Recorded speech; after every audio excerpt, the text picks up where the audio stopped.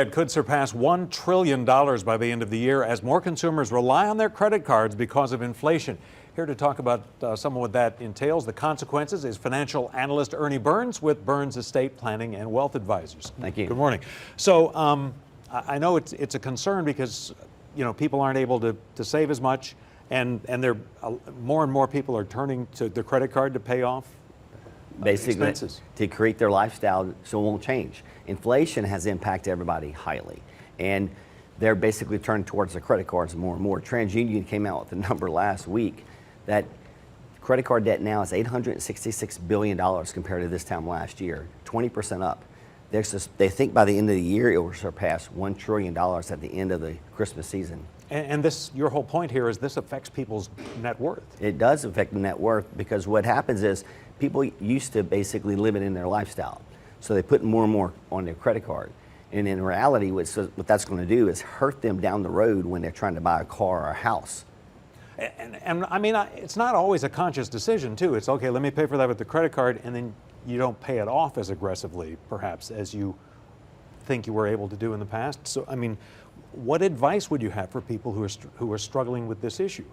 Think about it. Don't normalize it. Don't think that, hey, I could continue buying the items that I'm buying, and my salary hasn't increased, my income hasn't increased, and I'm not basically rationing out what I should be buying and shouldn't be buying. They normalize it, and what happens over the long term is that they figure out they can't afford those items. So, I mean, you deal with people who are, at retirement or nearing retirement. Yes. This is obviously a big issue for them. The market is a big issue for them. How do you suggest they deal with this?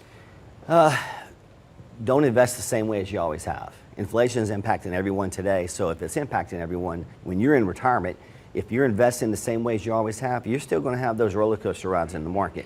Sit down with a firm that specializes in retirement advisory services. Let's talk about it from an age standpoint, because obviously it's a whole different ballgame if you're 60 years old versus, let's say, you're 30 or 35 years old. That's right. You're playing around with your 401k, or maybe you've gotten to a point in life where you can start to play around with what you think of as your expense money. You have a little more freedom at that age than when you're older. You do. When you're 20, 30 right now, the market's down. It's come back somewhat this year. It's down 15% in a sense. So the S&P, the Dow. When you're 30 or 40 years old, even 20, you're buying shares at 15% discounts. But when you're 60, you can't afford to take those risks.